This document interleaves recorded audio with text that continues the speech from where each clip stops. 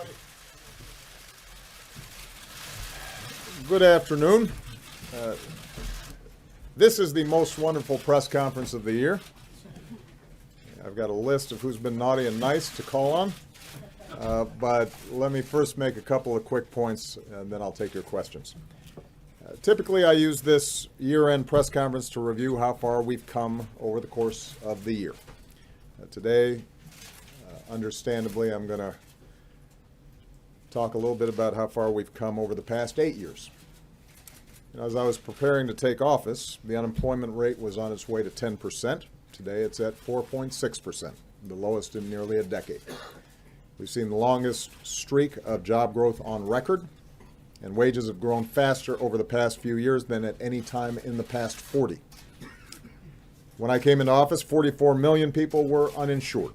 Today, we've covered more than 20 million of them. For the first time in our history, more than 90% of Americans are insured. In fact, yesterday was the biggest day ever for healthcare.gov. More than 670,000 Americans signed up to get covered, and more are signing up by the day. We've cut our dependence on foreign oil by more than half, doubled production of renewable energy, enacted the most sweeping reform since FDR to protect consumers and prevent a crisis on Wall Street from punishing Main Street ever again. None of these actions stifled growth as critics predicted. Instead, the stock market has nearly tripled. Since I signed Obamacare into law, our businesses have added more than 15 million new jobs. And the economy is undoubtedly more durable than it was in the days when we relied on oil from unstable nations and banks took risky bets with your money. Add it all up, and last year the poverty rate fell at the fastest rate in almost 50 years, while the median household income grew at the fastest rate on record. In fact, income gains were actually larger for households at the bottom and the middle than for those at the top. And we've done all this while cutting our deficits by nearly 2/3 and protecting vital investments that grow the middle class. In foreign policy, when I came into office, we were in the midst of 2 wars. Now nearly 180,000 troops are down to 15,000. Bin Laden, rather than being at large, has been taken off the battlefield along with thousands of other terrorists. Over the past 8 years, no foreign terrorist organization has successfully executed an attack on our homeland that was directed from overseas. Through diplomacy, we've ensured that Iran cannot obtain a nuclear weapon without going to war with Iran. We opened up a new chapter with the people of Cuba, and we brought nearly 200 nations together around a climate agreement that could very well save this planet for our kids. And almost every country on earth sees America as stronger and more respected today than they did 8 years ago.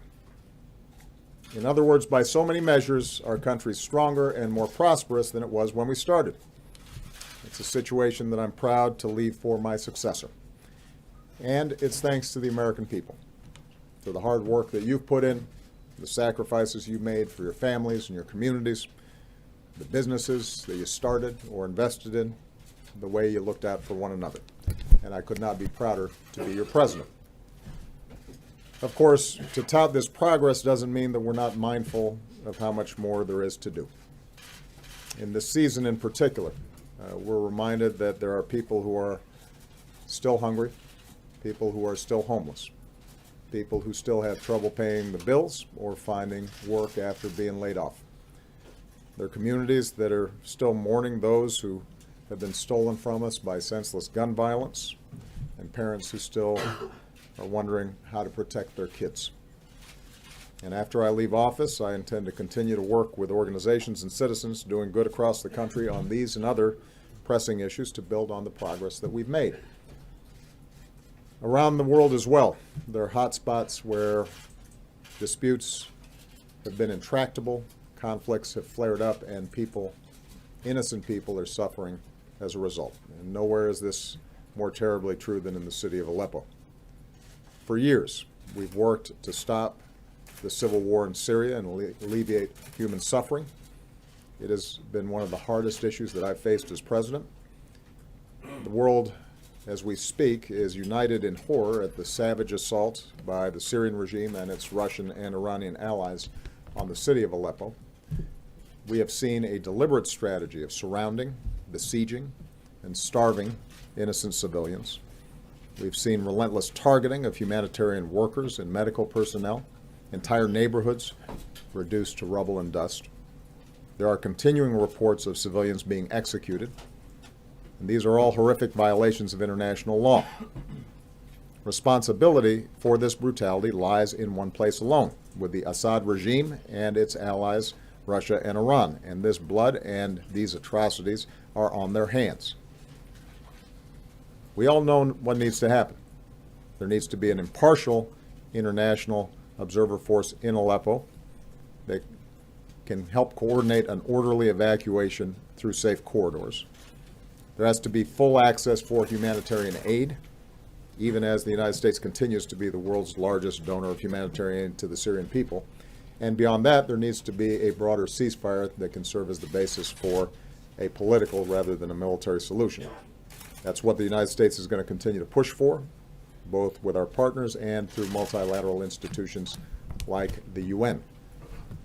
And regretfully, but unsurprisingly, Russia has repeatedly blocked the Security Council from taking action on these issues, so we're going to keep pressing the Security Council to help improve the delivery of humanitarian aid to those who are in such desperate need, and to ensure accountability, including continuing to monitor any potential use of chemical weapons in Syria. And we're going to work in the UN General Assembly as well, both on accountability and to advance a political settlement.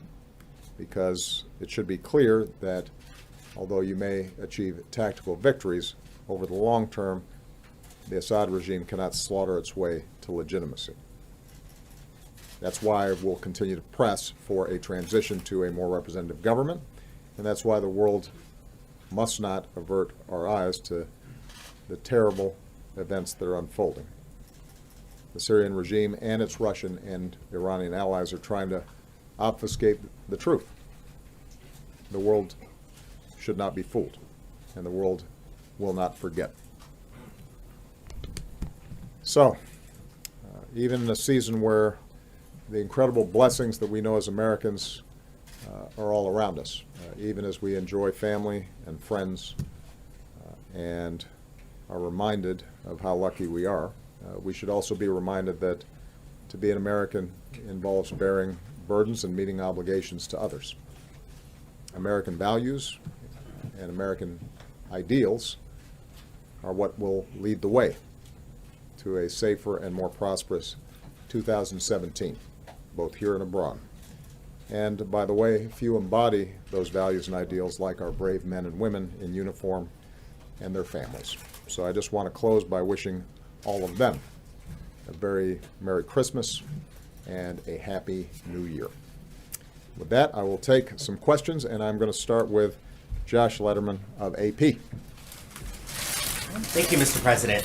There's a perception that you're letting President Putin get away with interfering in the U.S. election, and that a response that nobody knows about or a look-back review just don't cut it. Are you prepared to call out President Putin by name for ordering this hacking? And do you agree with what Hillary Clinton now says, that the hacking was actually partially responsible for her loss? And is your administration's open quarreling with Trump and his team on this issue tarnishing the smooth transition of power that you have promised? Well, first of all, with respect to the transition, I think they would be the first to acknowledge that we have done everything we can to make sure that they are successful, as I promised, and that will continue. And it's just been a few days since I last talked to the President-elect about a whole range of transition issues. That cooperation is going to continue.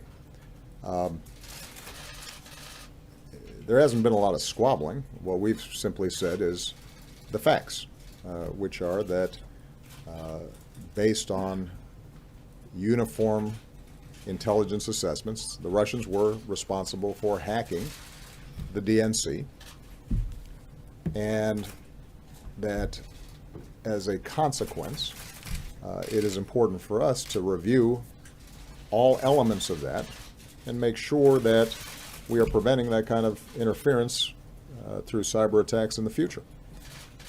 That should be a bipartisan issue. That shouldn't be a partisan issue.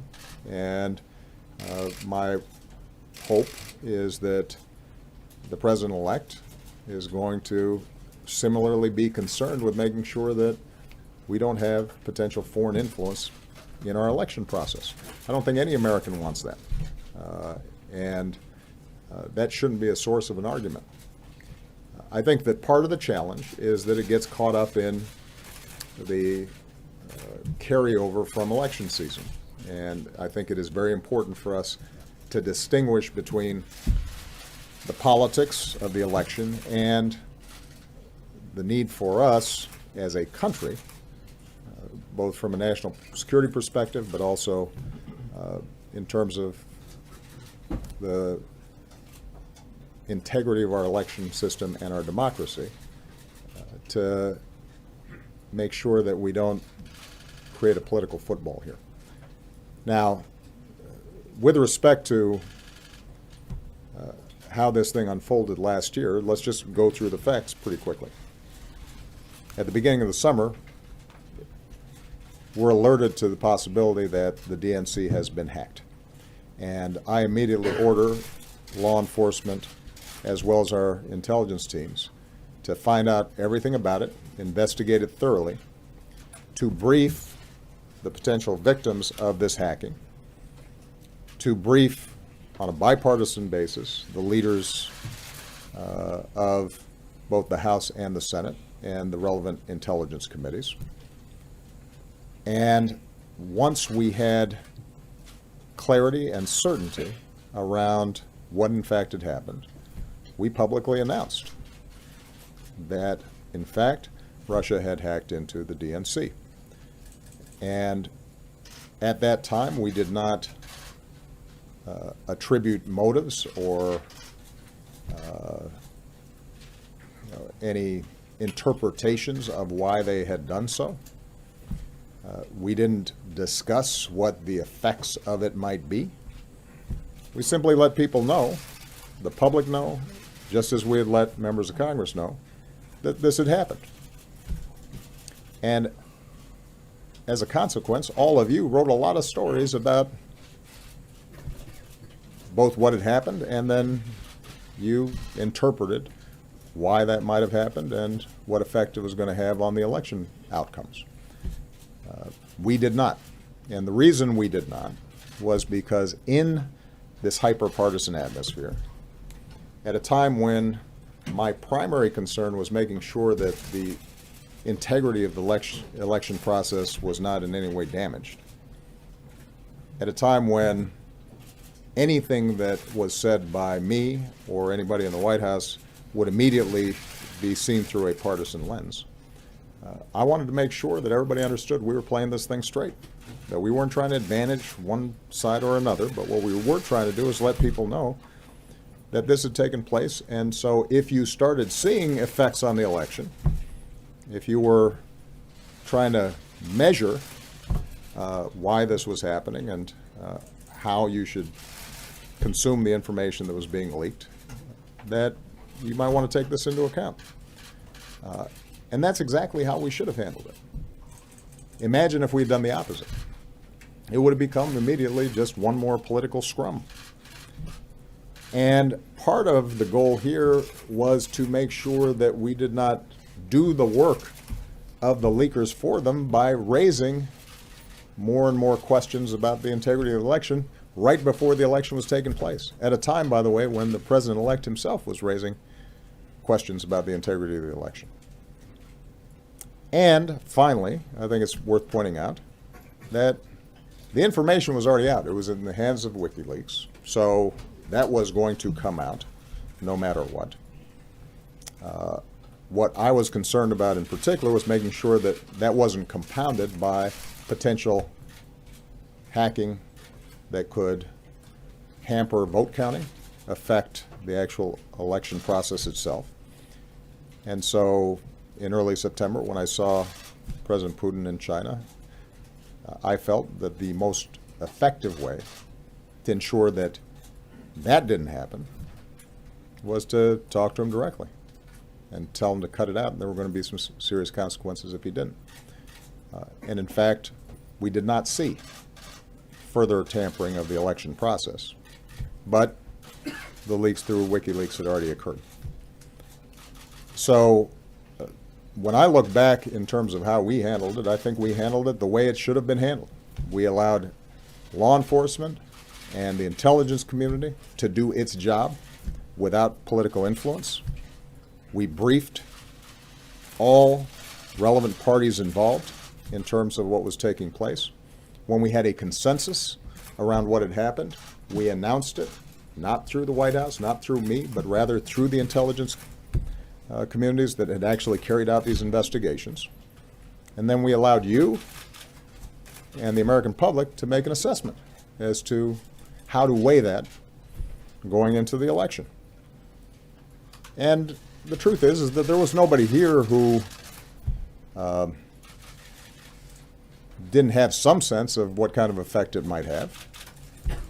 I'm finding it a little curious that everybody's suddenly acting surprised that this looked like it was disadvantaging Hillary Clinton, because you guys wrote about it every day.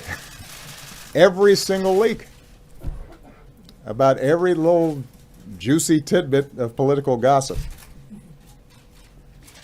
including John Podesta's risotto recipe. This was an obsession that dominated the news coverage. So I do think it's worth us reflecting how it is that a presidential election of such importance, of such moment, with so many big issues at stake and such a contrast between the candidates, came to be dominated by a bunch of these leaks. What is it about our political system that made us vulnerable to these kinds of potential manipulations, which, as I've said publicly before, were not particularly sophisticated. This was not some elaborate, complicated espionage scheme. They hacked into some Democratic Party emails that contained pretty routine stuff, some of it embarrassing or uncomfortable, because I suspect that if any of us got our emails hacked into, there might be some things that we wouldn't want suddenly appearing on the front page of a newspaper or a telecast, even if there wasn't anything particularly illegal or controversial about it. And then it just took off. And that concerns me, and it should concern all of us. But the truth of the matter is that everybody had the information. It was out there, and we handled it the way we should have. Now, moving forward, I think there are a couple issues that this raises. Number one is just the constant challenge that we are going to have with cybersecurity throughout our economy and throughout our society. We are a digitalized culture, and there is hacking going on every single day. There's not a company, there's not a major organization, there's not a financial institution, there's not a branch of our government where somebody's not going to be fishing for something or trying to penetrate or put in a virus or malware. And this is why for the last 8 years I've been obsessed with how do we continually upgrade our cybersecurity systems. And this particular concern around Russian hacking is part of a broader set of concerns about how do we deal with cyber issues being used in ways that can affect our infrastructure, affect the stability of our financial systems, and affect the integrity of our institutions like our election process. I just received a couple weeks back, it wasn't widely reported on, a report from our Cybersecurity Commission that outlines a whole range of strategies to do a better job on this.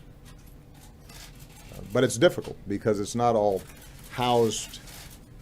The target of cyber attacks is not one entity, but it's widely dispersed, and a lot of it is private, like the DNC. It's not a branch of government. We can't tell people what to do. What we can do is inform them, get best practices. What we can also do is to, on a bilateral basis, warn other countries against these kinds of attacks. And we've done that in the past. So just as I told Russia to stop it and indicated there will be consequences when they do it, the Chinese have in the past engaged in cyber attacks directed at our companies to steal trade secrets and proprietary technology. And I had to have the same conversation with with President Xi.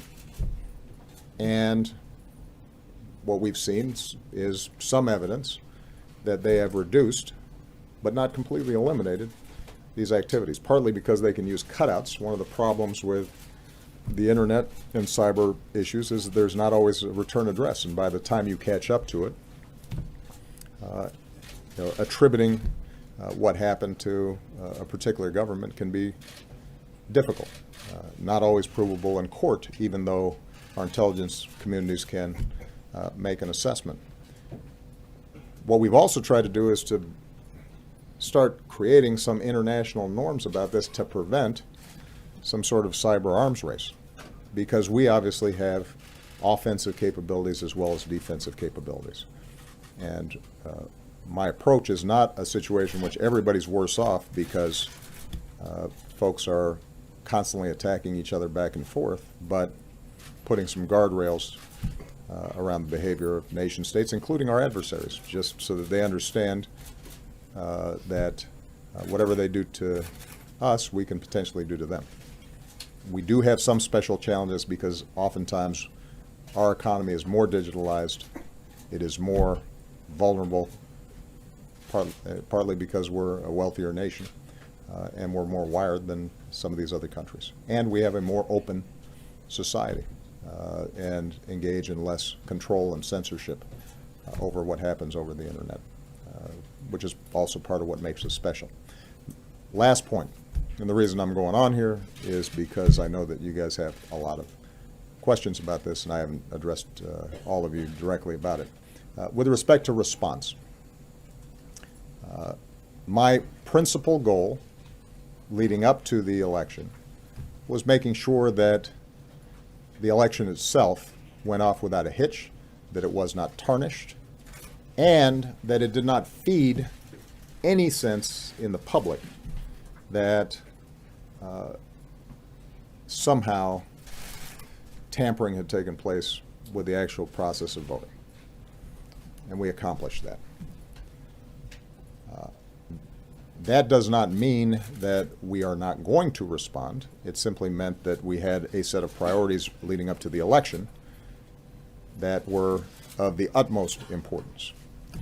Our goal continues to be to send a clear message to Russia or others not to do this to us, because we can do stuff to you. But it is also important for us to do that in a thoughtful, methodical way. Some of it we do publicly. Some of it we will do in a way that they know, but not everybody will. And I know that there have been folks out there who suggest somehow that if we went out there and made big announcements and thumped our chests about a bunch of stuff, that somehow that would potentially spook the Russians. But keep in mind that we already have enormous numbers of sanctions against the Russians. The relationship between us and Russia has deteriorated, sadly, significantly over the last several years. And so how we approach an appropriate response that increases costs for them for behavior like this in the future, but does not create problems for us, is something that's worth taking the time to think through and figure out. And that's exactly what we've done. So at a point in time where we've taken certain actions that we can divulge publicly, we will do so. there are times where the message will be directly received by the Russians and not publicized. And I should point out, by the way, part of why the Russians have been effective on this is because they don't go around announcing what they're doing.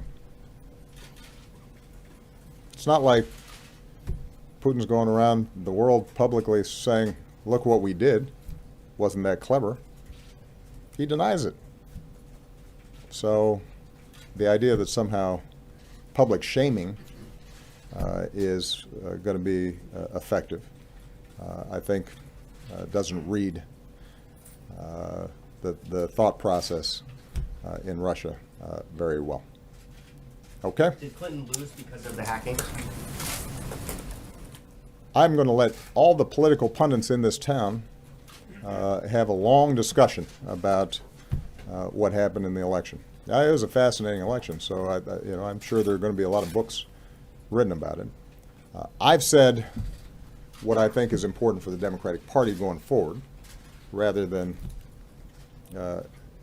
try to parse every aspect of the election. And I've said before, I couldn't be prouder of Secretary Clinton, her outstanding service. I think she's worked tirelessly on behalf of the American people, and I don't think she was treated fairly during the election. I think the coverage of her and the issues was troubling. But having said that, what I've been most focused on, appropriate for the fact that I'm not going to be a politician in about, was it 32 days? 31? 34? What I've said is that I can maybe give some counsel and advice to the Democratic Party, and I think that the thing we have to spend the most time on, because it's the thing we have the most control over, is how do we make sure that we are showing up in places where I think democratic policies are needed, where they are helping, where they are making a difference, but where people feel as if they're not being heard, and where Democrats are characterized as coastal, liberal, latte-sipping, politically correct, out-of-touch folks. We have to be in those communities. And I've seen that when we are in those communities, it makes a difference. That's how I became president. I became a U.S. Senator, not just because I had a strong base in Chicago, but because I was driving around downstate Illinois and going to fish fries and sitting in VFW halls and talking to farmers.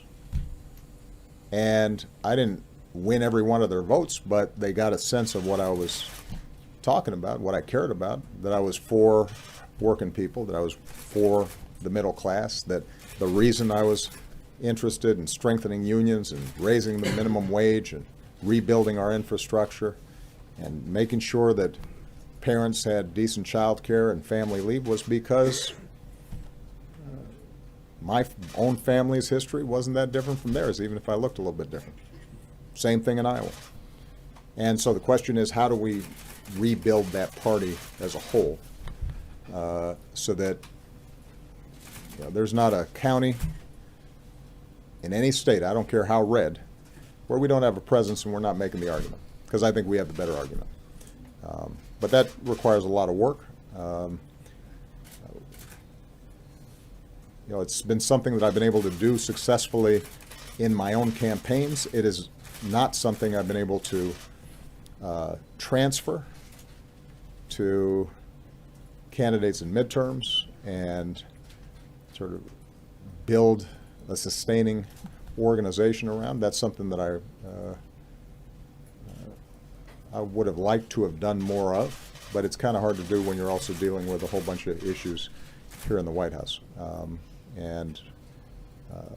That doesn't mean, though, that it can't be done, and I think there are going to be a lot of talented folks out there, a lot of progressives who share my values, who are going to be leading the charge in the years to come.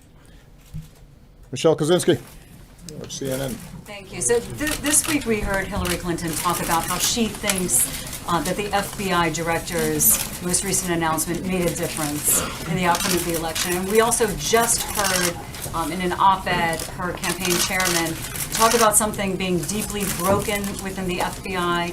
He talked about thinking that the investigation early on was lackadaisical, in his words. So what do you think about those comments? Do you think there's any truth to them? Do you think there's a danger there that they're calling into question the integrity of institutions in a similar way that Donald Trump's team has done? And the second part to that is that Donald Trump's team repeatedly, I guess, giving the indication that the investigation of the Russian hack as well as the retaliation might not be such a priority once he's in office. So what do you think the risk is there, and are you going to talk to him directly about some of those comments he made? Well, on the latter point, as I said before, the transition from election season to governance season is not always smooth. You know, it's bumpy. There's still feelings that are raw out there.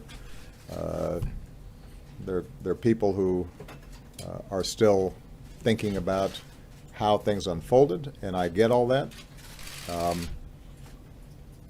But when Donald Trump takes the oath of office and is sworn as the 45th President of the United States, then he's got a different set of responsibilities and considerations. I've said this before. I think there is a sobering process when you walk into the Oval Office. I haven't shared previously private conversations I've had with the President-elect. I will say that they have been cordial and in some cases have involved me making some pretty specific suggestions about how to ensure that regardless of our obvious deep disagreements about policy, maybe I can transmit some thoughts about maintaining the effectiveness, integrity, cohesion of the office, our various democratic institutions, and he's has listened. I can't say that he will end up implementing, but the conversations themselves have been cordial as opposed to defensive in any way. And I will always make myself available to him, just as previous presidents have made themselves available to me as issues come up. With respect to the FBI, I will tell you, I've had a chance to know a lot of FBI agents. I know Director Comey. They take their job seriously. They work really hard. They help keep us safe and save a lot of lives. And it is always a challenge for law enforcement when there's an intersection between the work that they are doing and the political system. It's one of the difficulties of democracy generally. We have a system where we want our law enforcement investigators and our prosecutors to be free from politics, to be independent, to play it straight.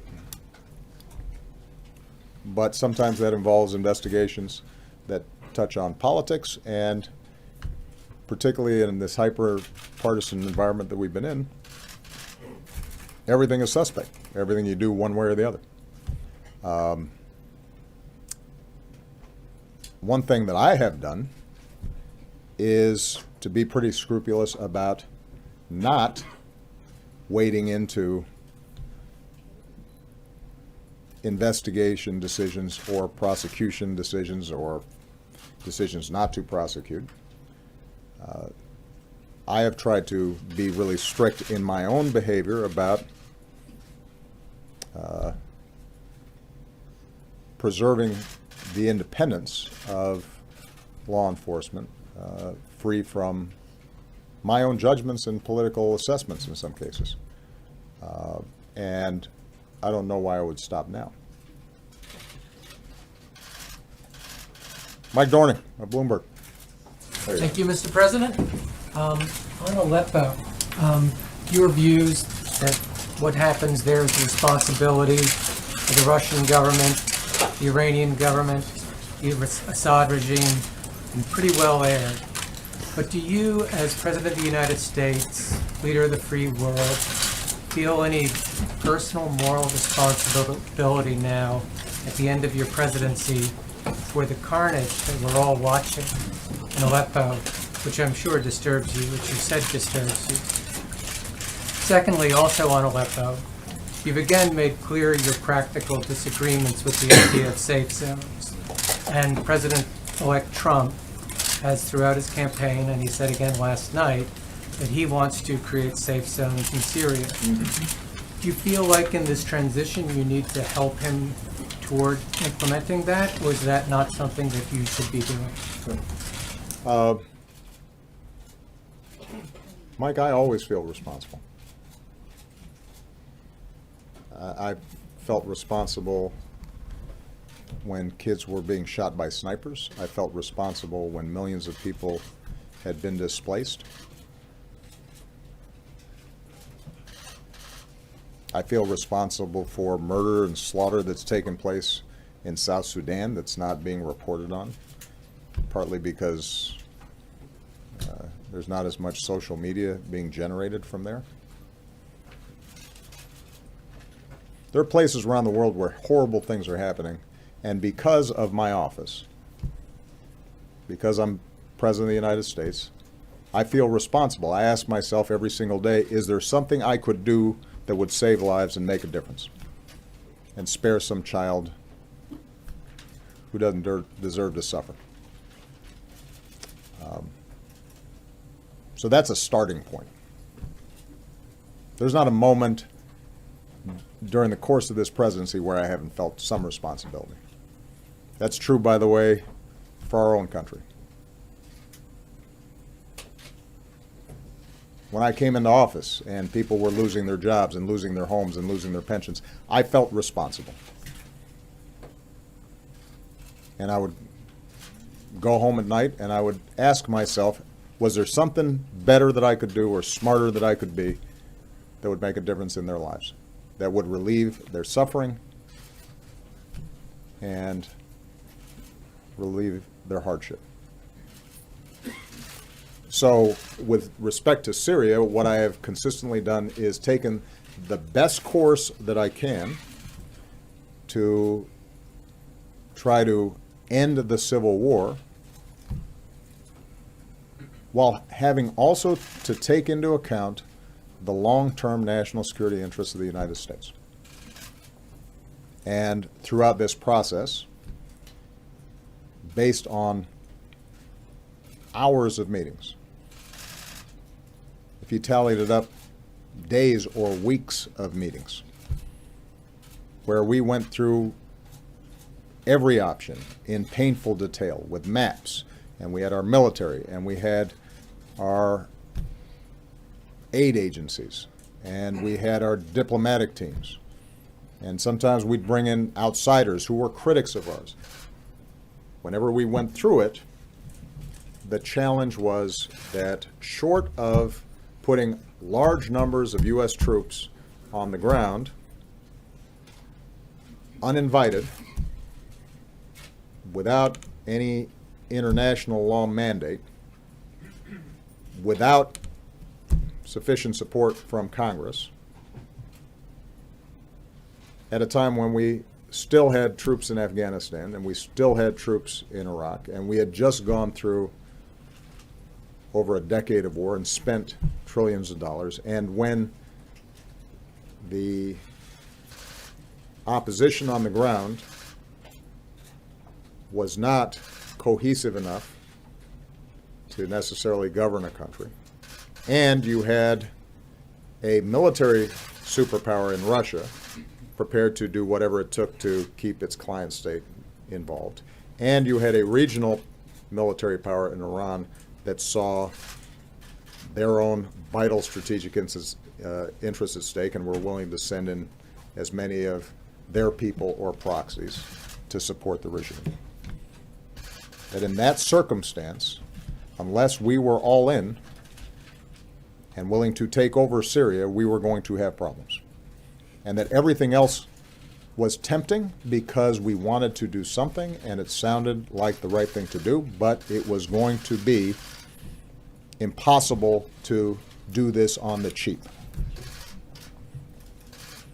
And in that circumstance, I have to make a decision as President of the United States as to what is best. I'm sorry, what's going on? Somebody's not feeling good? All right. Why don't we have, we can get our doctors back there to help out. Somebody want to go to my doctor's office and just have them? All right.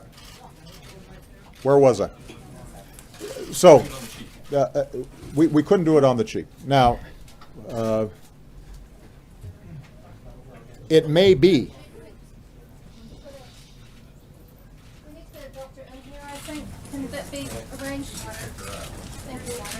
Thank you. Can somebody help out, please, and get Doc Jackson in here?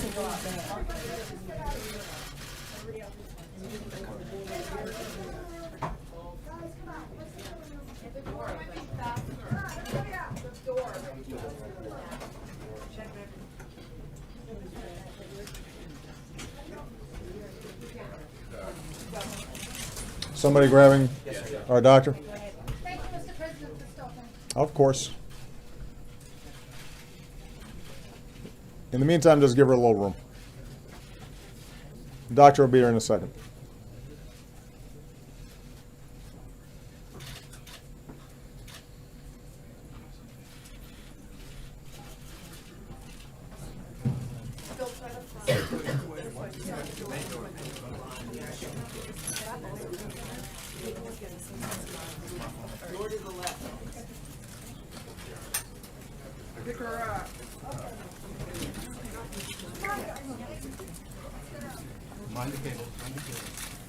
You guys know where the doctor's office is?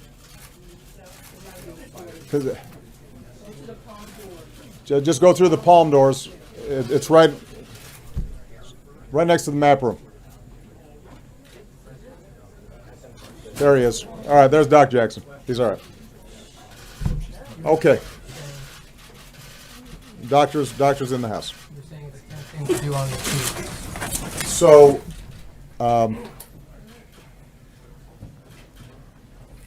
and I don't mean that. I mean that with all sincerity. I understand the impulse to want to do something, but ultimately, what I've had to do is to think about what can we sustain, what is realistic, and my first priority has to be what's the right thing to do for America. And it has been our view that the best thing to do has been to provide some support to the moderate opposition so that they could sustain themselves and that you wouldn't see anti-Assad regime sentiments just pouring into al-Nusra and al-Qaeda or ISIL, that we engaged our international partners in order to put pressure on all the parties involved and to try to resolve this through diplomatic and political means. I cannot claim that we've been successful. And so that's something that, as is true with a lot of issues and problems around the world, I have to go to bed with every night. But I continue to believe that it was the right approach given what realistically we could get done. Absent a decision, as I said, to go in a much more significant way. And that, I think, would not have been sustainable or good for the American people because we had a whole host of other obligations that we also had to meet, wars we had already started and that were not yet finished.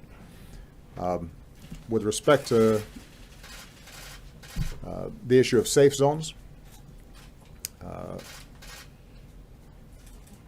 It is a continued problem, a continued challenge with safe zones is if you're setting up those zones on Syrian territory, then that requires some force that is willing to maintain that territory in the absence of consent from the Syrian government and now the Russians or the Iranians.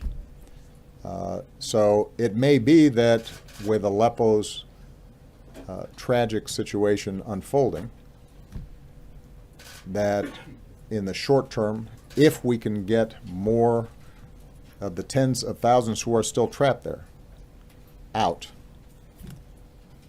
that so long as the world's eyes are on them and they are feeling pressure, the regime and Russia concludes that they are willing to find some arrangement, perhaps in coordination with Turkey, whereby those people can be safe. Even that will probably be temporary, but at least it solves a short-term issue that's going to arise. Unfortunately, we're not even there yet, because right now we have Russians and Assad claiming that basically all the innocent civilians who were trapped in Aleppo are out, when international organizations, humanitarian organizations who know better and who are on the ground have said unequivocally that there's still tens of thousands who are trapped and prepared to leave under pretty much any conditions. And so right now our biggest priority is to continue to put pressure wherever we can to try to get them out. Okay. Notwithstanding Well, you, I but the can't second too much, question, So- your so- objections are well aired, but do you feel So- responsibility notwithstanding to move in that direction or help President-elect Trump move in that direction? I will help President-elect Trump, with any advice, counsel, information that we can provide so that he, once he's sworn in, can make a decision. Between now and then, these are decisions that I have to make based on the consultations I have with our military and the people who've been working this every single day. Peter Alexander. Mr. President, thank you very much.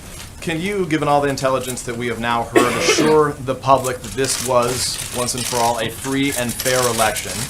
And specifically on Russia, do you feel any obligation now, as they've been insisting that this isn't the case, to show the proof, as it were? They say put your money where your mouth is and declassify some of the intelligence, some of the evidence that exists. And more broadly, as it relates to Donald Trump on this very topic, are you concerned about his relationship with Vladimir Putin, especially given some of the recent cabinet picks, including his selection for Secretary of State Rex Tillerson, who toasted Putin with champagne over oil deals together? Thank you.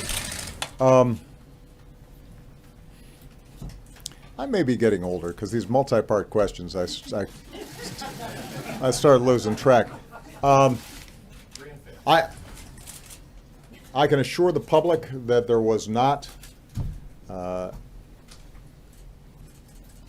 kind of tampering with the voting process that was of concern and will continue to be of concern going forward, that the votes that were cast were counted. They were counted appropriately. We have not seen evidence of machines being tampered with. So that assurance I can provide. That doesn't mean that we find every single potential probe of every single voting machine all across the country. But we paid a lot of attention to it. We worked with state officials, et cetera. And we feel confident that that didn't occur and that the votes were cast and they were counted. So that's on that point. What was the second one? The second one was about declassification. Declassification. Look, we will provide evidence that we can safely provide that does not compromise sources and methods.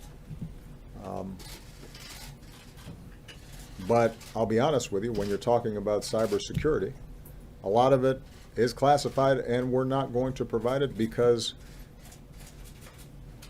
the way we catch folks is by knowing certain things about them that they may not want us to know. And if we're going to monitor this stuff effectively going forward, we don't want them to know that we know.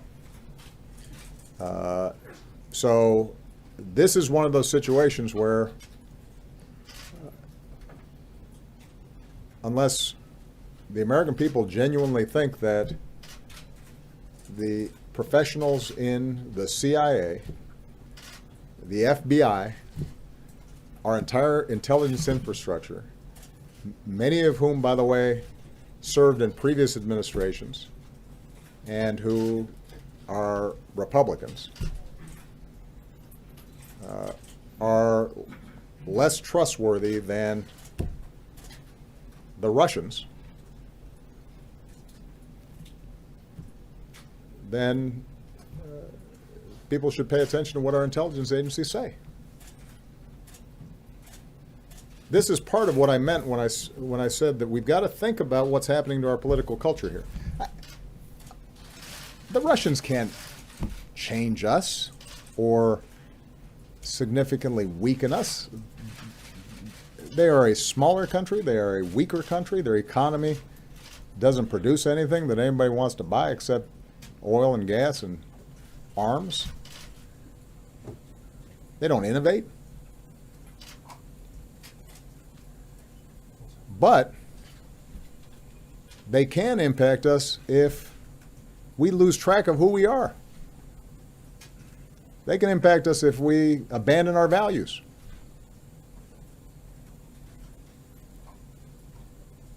Mr. Putin can weaken us just like he's trying to weaken Europe if we start buying into notions that it's okay to intimidate the press or lock up dissidents or discriminate against people because of their faith or what they look like. And what I worry about more than anything is the degree to which, because of the fierceness of the partisan battle, you've started to see certain folks in the Republican Party and Republican voters suddenly finding a government and individuals who stand contrary to everything that we stand for as being okay because that's how much we dislike Democrats. I mean, think about it. Some of the people who historically have been very critical of me for engaging with the Russians and having conversations with them also endorsed the president-elect, even as he was saying that we should stop sanctioning Russia and being tough on them and work together with them against our common enemies. It was very complimentary of Mr. Putin personally. You know, that wasn't news. The president-elect during the campaign said so. And some folks who had made a career out of being anti-Russian didn't say anything about it. And then after the election, suddenly they're asking, oh, why didn't you tell us that maybe the Russians were trying to help our candidate? Well, come on. There was a survey, some of you saw, where, now this is just one poll, but a pretty credible source, 37% of Republican voters approve of Putin. Over a third of Republican voters approve of Vladimir Putin, the former head of the KGB. Ronald Reagan would roll over in his grave. And how did that happen? It happened in part because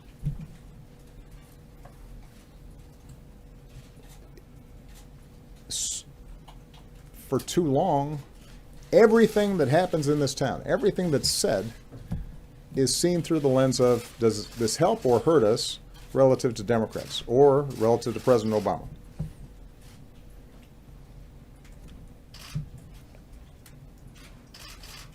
And unless that changes, we're going to continue to be vulnerable to foreign influence because we've lost track of what it is that we're about and what we stand for.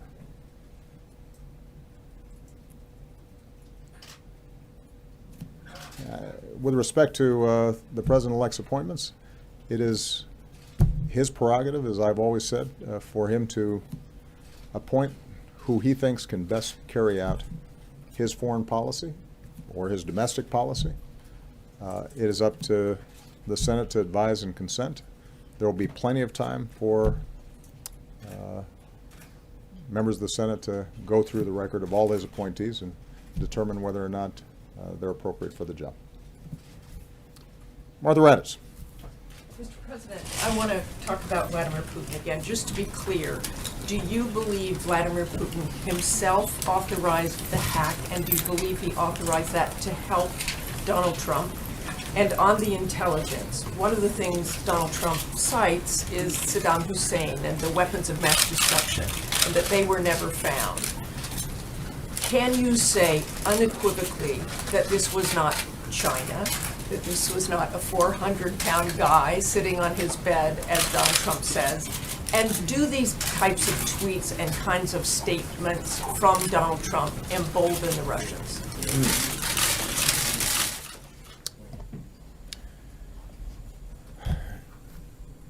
You know, when the report comes out before I leave office, that will have drawn together all the threads, and so I don't want to step on their work ahead of time. What I can tell you is that the intelligence that I've seen gives me great confidence in their assessment that the Russians carried out this hack. Which hack? The hack of the DNC and the hack of John Podesta. Now, but again, I think this is exactly why I want the report out, so that everybody can review it. And this has been briefed, and the evidence in closed session has been provided on a bipartisan basis. Not just to me, it's been provided to the leaders of the House and the Senate and the chairman and ranking members of the relevant committees. And I think that what you've already seen is at least some of the folks who've seen the evidence don't dispute, I think, the basic assessment that the Russians carried this out.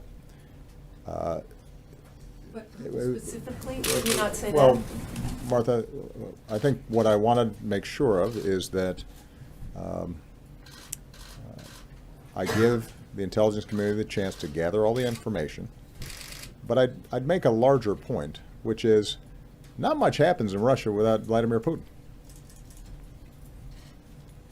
I mean, this is a pretty hierarchical operation. Last I checked, there's not a lot of debate and democratic deliberation, particularly when it comes to policies directed at the United States. We have said, and I will confirm, that this happened at the highest levels of the Russian government, and I will let you make that determination as to whether there are high-level Russian officials who go off rogue and decide to tamper with the U.S. election process without Vladimir Putin knowing about it. So I wouldn't be wrong in saying the president thinks Vladimir Putin authorized the hack. Martha, I've given you what I'm going to give you. What was your second question? Do the tweets and do the statements by Got it. Donald Trump embolden Russia? As I said before, I think that the president-elect, is still in transition mode from campaign to governance. I think he hasn't gotten his whole team together yet. He still has campaign spokespersons sort of filling in and appearing on cable shows, and there's just a whole different attitude and vibe when you're not in power as when you're in power. So rather than me sort of characterize the appropriateness or inappropriateness of what he's doing at the moment, I think what we have to see is how will the president-elect operate and how will his team operate when they've been fully briefed on all these issues, they have their hands on all the levers of government, and they've got to start making decisions. One way I do believe that the president-elect can approach this that would be unifying is to say that we welcome a bipartisan, independent process that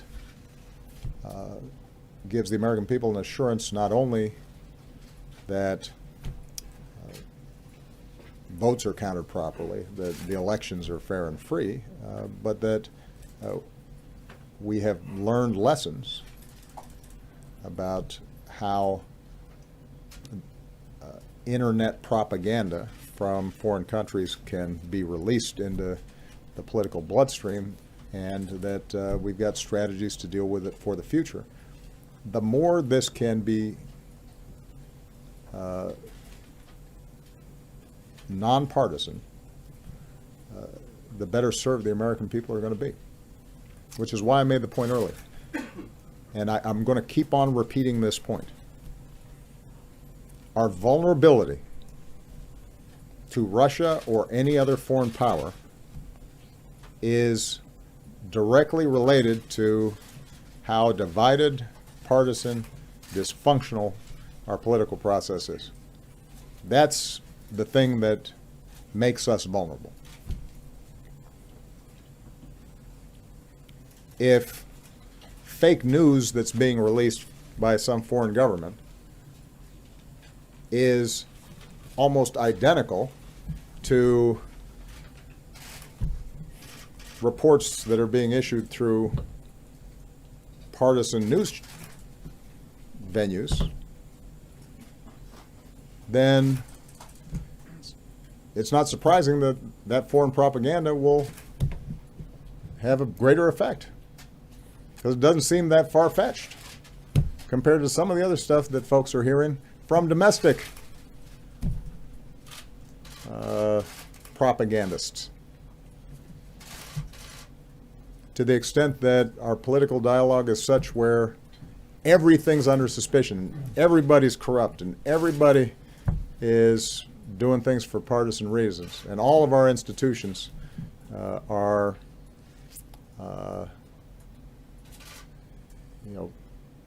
full of malevolent actors. If that's the storyline that's being put out there by whatever party's out of power, then when a foreign government introduces that same argument with facts that are made up, voters who've been listening to that stuff for years, who've been getting that stuff every day from talk radio or other venues, they're going to believe it. So if we want to really reduce foreign influence on our elections, then we better think about how to make sure that our political process, our political dialogue is stronger than it's been. Mark Landler. Thank you, Mr. President. I wonder whether I could move you from Russia to China for a moment. Absolutely. Your successor spoke by phone with the president of Taiwan the other day and declared subsequently that he wasn't sure why the United States needed to be bound by the One China policy. He suggested it could be used as a bargaining chip, perhaps to get better terms on a trade deal or more cooperation on North Korea. There's already evidence that tensions between the two sides have increased a bit, and just today the Chinese have evidently seized an underwater drone in the South China Sea. Do you agree, as some do, that our China policy could use a fresh set of eyes, and what's the big deal about having a short phone call with the president of Taiwan?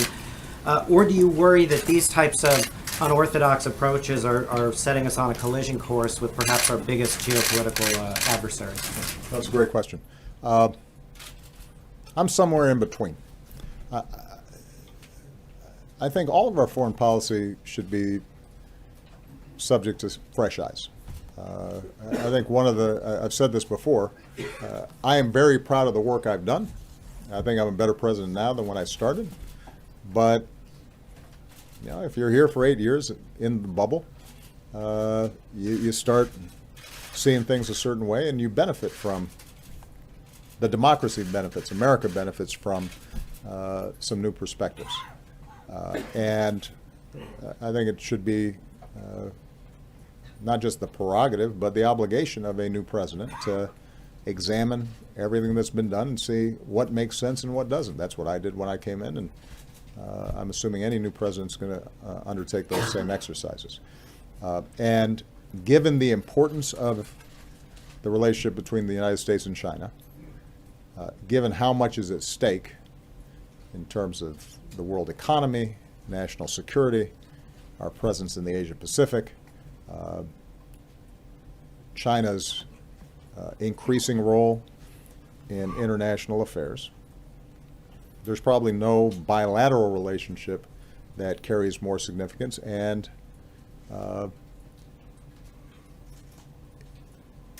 where there's also the potential, if that relationship breaks down or goes into a full conflict mode, that everybody is worse off. So I think it's fine for him to take a look at it. What I've advised the president-elect is that across the board on foreign policy, you want to make sure that you're doing it in a systematic, deliberate, intentional way. And since there's only one president at a time, my advice to him has been that before he starts having a lot of interactions with foreign governments, other than the usual courtesy calls, that he should want to have his full team in place, that he should want his team to be fully briefed on what's gone on in the past and where the potential pitfalls may be, where the opportunities are, what we've learned from 8 years of experience, so that as he's then maybe taking foreign policy in a new direction, he's got all the information to make good decisions. And by the way, that all of government is moving at the same time and singing from the same hymnal. And with respect to China, and let's just take the example of Taiwan, there has been a long-standing agreement, essentially, between China and the United States, and to some degree the Taiwanese, which is to not change the status quo. Taiwan operates differently than mainland China does. China views Taiwan as part of China, but recognizes that it has to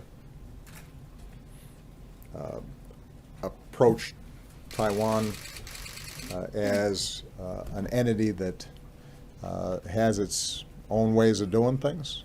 The Taiwanese have agreed that as long as they're able to continue to function with some degree of autonomy, that they won't charge forward and declare independence. And that status quo, although not completely satisfactory to any of the parties involved, has kept the peace and allowed the Taiwanese to be a pretty successful and economy and a people who have a high degree of self-determination. But understand, for China, the issue of Taiwan is as important as anything on their docket. The idea of one China is at the heart of their conception as a nation. And so if you are going to upend this understanding, you have to have thought through what the consequences are, because the Chinese will not treat that the way they'll treat some other issues. They won't even treat it the way they treat issues around the South China Sea, where we've had a lot of tensions. This goes to the core of how they see themselves. And their reaction on this issue could end up being very significant. That doesn't mean that you have to adhere to everything that's been done in the past. It does mean that you got to think it through and have planned for potential reactions that they may engage in. All right, Isaac DeVere of Politico. Thank you, Mr. President. Two questions on where this all leaves us. First, What leaves us?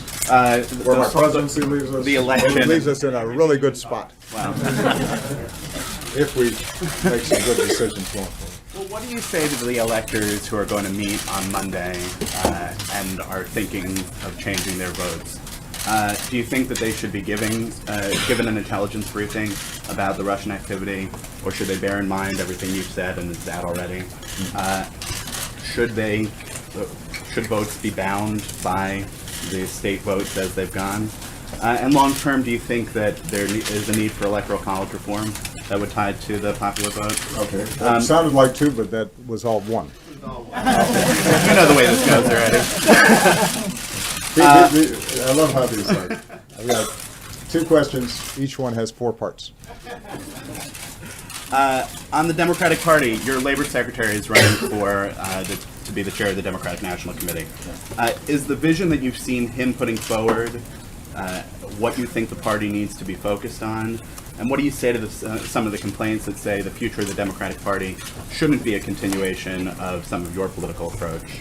Part of that is complaints that decisions that you've made as president, as the leader of the party, have structurally weakened the DNC and the Democratic Party, and they think that that has led to, or has helped lead to some of the losses in elections around the country. Do you regret any of those decisions? Okay. Those are my two. Good. I'll take the second one first and say that Tom Perez has been, I believe, one of the best secretaries of labor in our history. He is tireless. He is wicked smart. He has been able to work across the spectrum of, labor, business, activists. He's produced. I mean, if you look at his body of work on behalf of working people, what he's pushed for in terms of making sure that workers get a fair deal, decent wages, better benefits, that their safety is protected on the job. He has been extraordinary.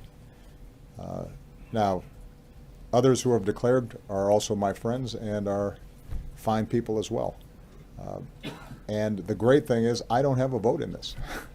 So we'll let the process unfold. I don't think it's going to happen anytime soon.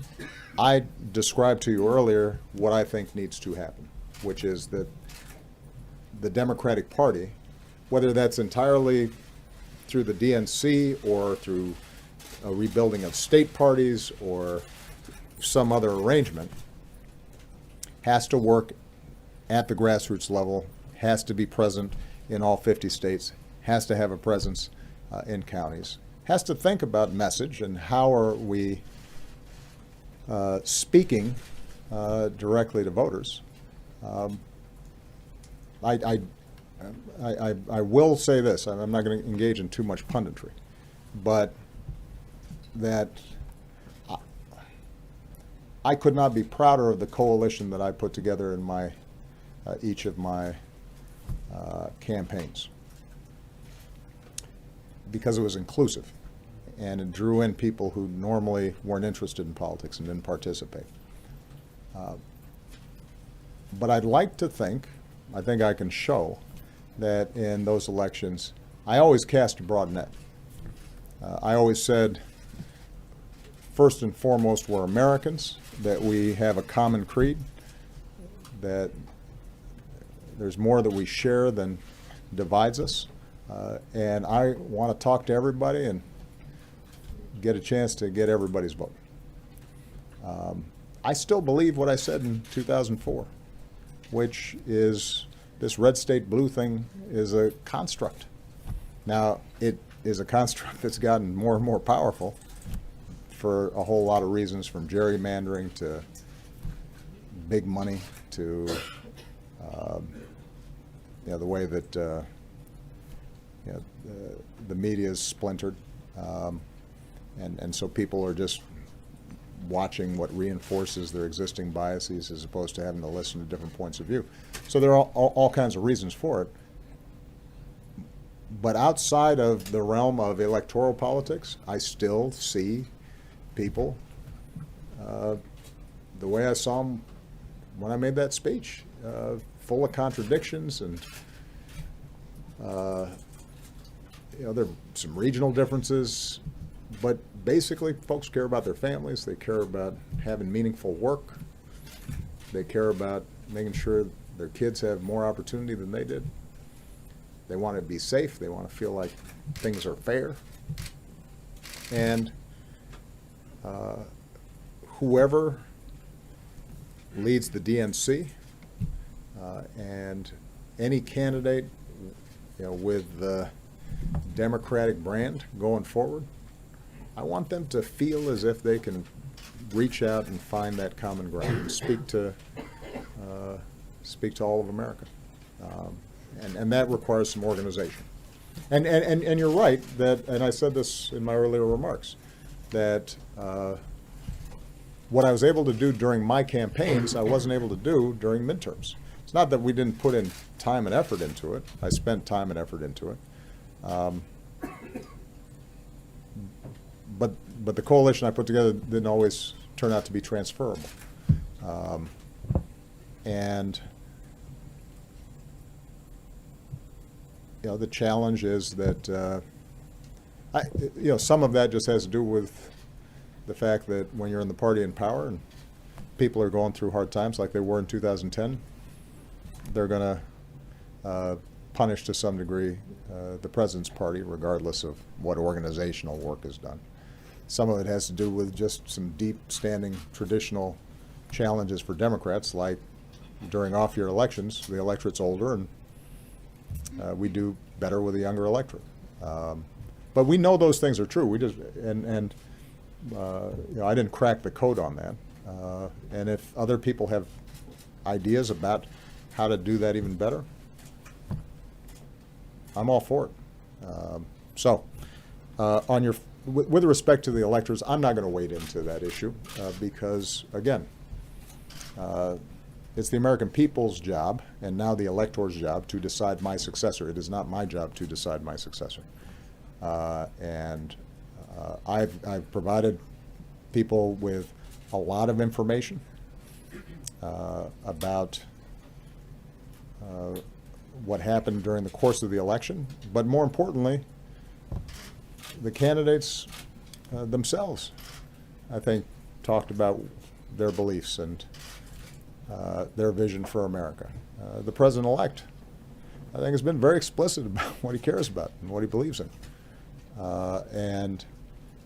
So it's not in my hands now. It's up to them. What about long-term, about the Electoral College? Long-term, with respect to the Electoral College, the Electoral College is a vestige. It's a carryover from an earlier vision of how our federal government was going to work that put a lot of premium on states. And it used to be that the Senate was not elected directly. It was through state legislatures. And it's the same type of thinking that gives Wyoming 2 senators and with about 500,000 people, and California with 33 million get the same 2. So there are some structures in our political system, as envisioned by the founders, that sometimes are going to disadvantage Democrats. But the truth of the matter is that if we have a strong message, if we're speaking to what the American people care about, typically, the popular vote and the electoral college vote will align. And I guess part of my overall message here as I leave for the holidays is that if we look for one explanation or one silver bullet or one easy fix for our politics, then we're probably going to be disappointed. There are just a lot of factors in what's happened, not just over the last few months, but over the last decade, that has made both politics and governance more challenging. And I think everybody has raised legitimate questions and legitimate concerns. I do hope that we all just take some time, take a breath. This is certainly what I'm going to advise Democrats, to just reflect a little bit more about how can we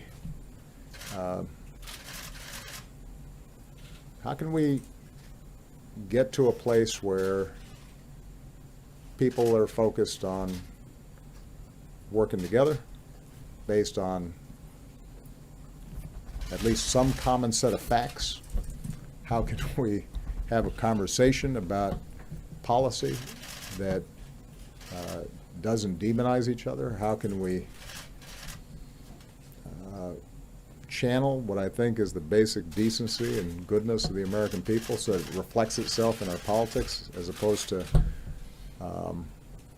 it being so polarized and so nasty that in some cases you have voters and elected officials who have more confidence and faith in a foreign adversary than they have in their neighbors.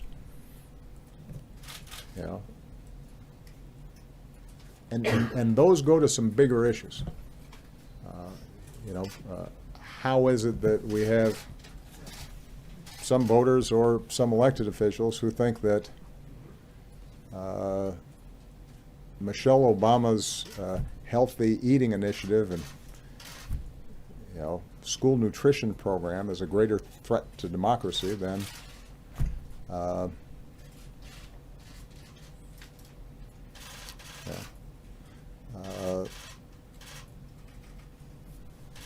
our government going after the press if they're issuing a story they don't like.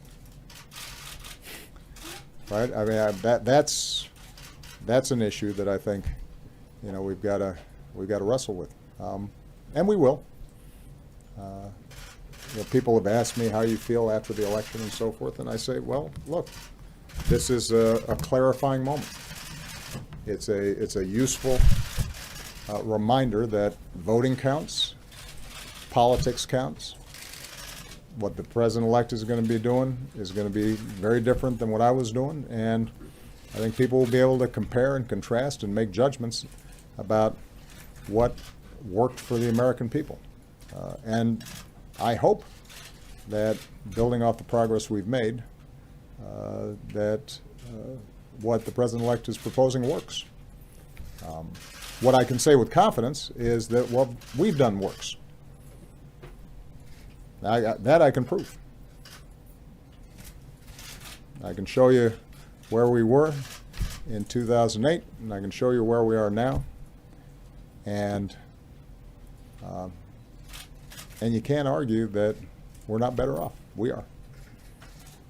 And for that, I thank the American people, and then more importantly, I thank, well, not more importantly, as importantly, I was going to say Josh Ernest for doing such a great job.